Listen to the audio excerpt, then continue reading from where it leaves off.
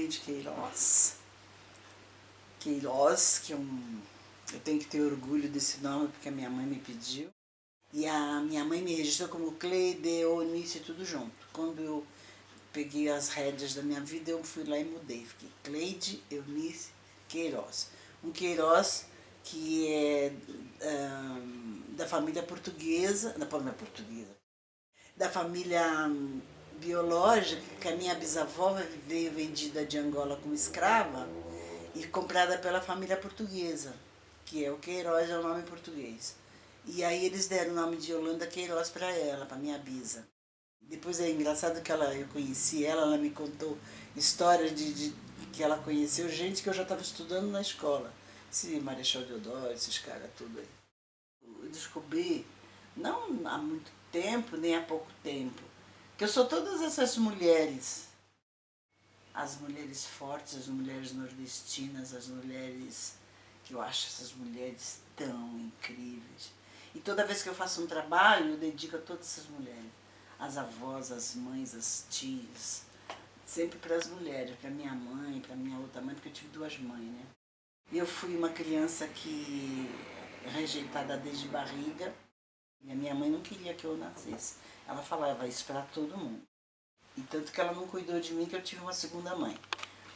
E ela não tinha juízo, não é que ela não tinha juízo, ela estava com...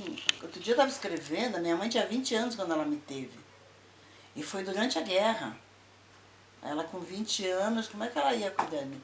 Não aceitava uma mulher com filho nos empregos. Ela teve uma menina antes de mim, que quando ela queria me magoar, ela falava muito bem dessa menina que morreu. A menina durou 6 meses. Aí a minha mãe me deu para um casal, quando eu tinha meses de vida. Quando eu despertei para a vida, eu era filha desse casal, né? E a minha madrinha era essa mulher que me dizia que era minha mãe. Eles eram meus padrinhos de batismo. Eu fui batizada com vestido de boneca. A minha mãe tinha uma patroa francesa e porque queria me levar para a França, porque ela ia embora para a França e me levar. E aí, no dia que eu fui batizada, não tinha roupa, né? Porque nós era muito pobre.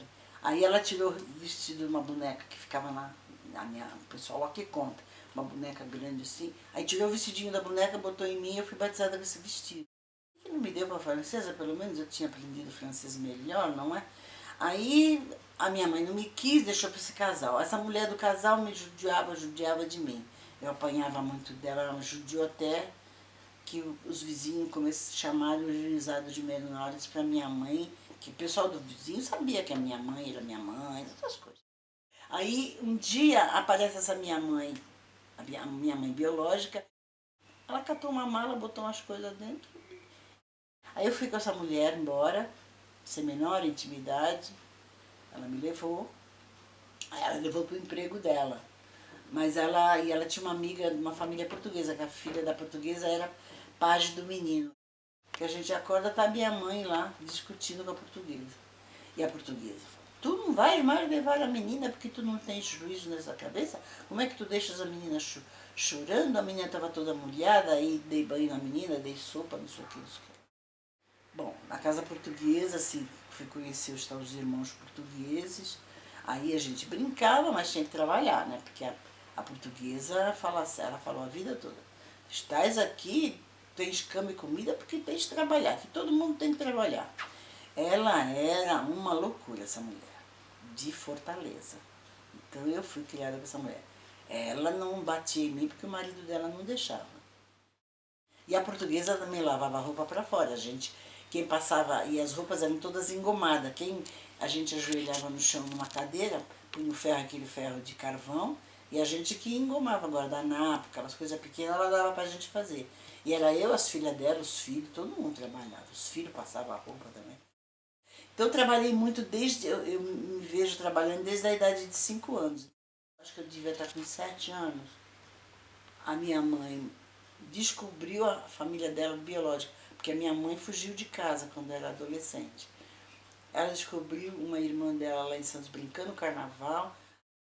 Aí a minha mãe já quis me levar para a família negra me conhecer.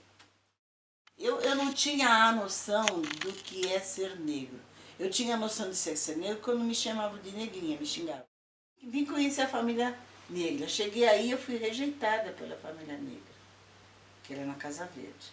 As irmãs da minha mãe, tinha umas irmãs assim, tinha uma que assim, que era chiquérrima, né? Elas trabalhavam nas casas de gente mais rica de São Paulo. Foi numa época que São Paulo era tudo muito chique.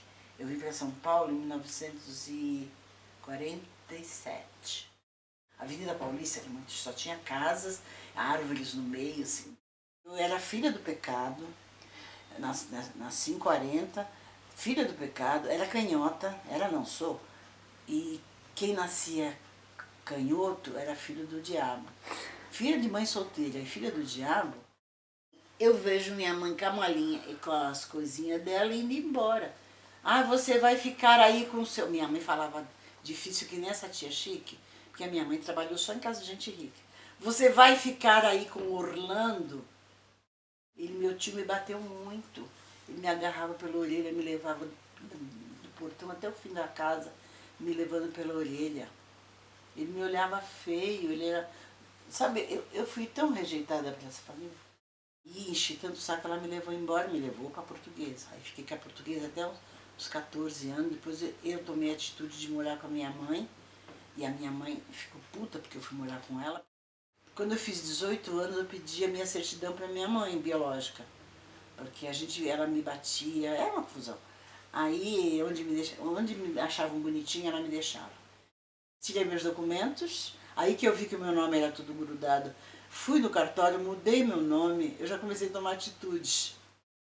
E comecei a estudar nessa escola, e no Senac, estava eu sentada assim, 6h30 da manhã, que tinha educação física.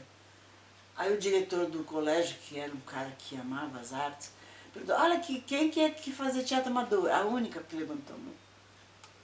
De noite eu já estava ensaiando. Mas aí fui fazer papel de empregada, né? Pra variar. Não, se eu contar 52 anos de teatro profissional e mais o tempo que eu fiz teatro amador, eu tenho não sei quanto. Eu comecei em 54 a fazer teatro amador. Eu estava com 14 anos, foi quando eu fugi da portuguesa e fui morar com a minha mãe. Fiquei no teatro amador dos 14 até 68. 69 eu vim fazer teatro profissional. A gente tem que estar em São Paulo a semana que vem, levar já as malas, porque a gente passou no teste e a gente vai viajar na companhia Paulo Altran. O nosso primeiro patrão foi o Paulo Altran.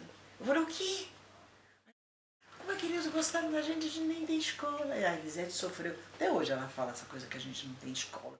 Eu já saí dessa, porque eu fiquei dando aula numa universidade, numa faculdade, dei aula 12 anos. Eu não tenho diploma nem do primário. Eu nunca tirei diploma na minha vida. Eu sempre fui muito metida. Se tiver que falar com o presidente da República, quando eu tinha meus problemas, eu ia direto no chefe. Eu não ficava falando pelos cantos que as pessoas ficavam. Gente, vai lá e reclama para ele, então pede demissão. Aí eu comecei a ficar uma pessoa muito agressiva. Depois que eu saí da casca, ninguém me suportava. Eu fiquei insuportável. Eu sei que eu ficava insuportável. Eu queria tudo perfeito, porque a portuguesa tinha que ser tudo perfeito. Eu fiquei igual a portuguesa, eu fiquei pior que ela. Eu errava a coreografia, eu errava mesmo. Sabe? Pra ela falar que a gente... Mas vocês têm que ser doméstica, porque vocês... Sabe, 2 pretinhas numa peça de gente branca.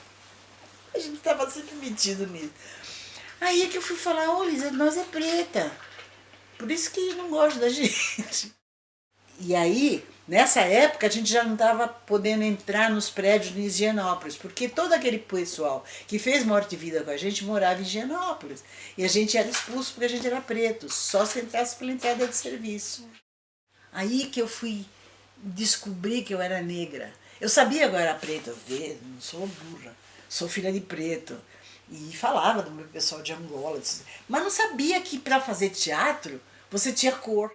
Quando nós fizemos 30 anos de carreira, nós fantasiamos de princesinha, a Lisete de Cinderela e eu de Branca de Neve. A gente com 60 anos de idade fantasiada de princesinha, porque nunca deixaram a gente fazer as princesinhas.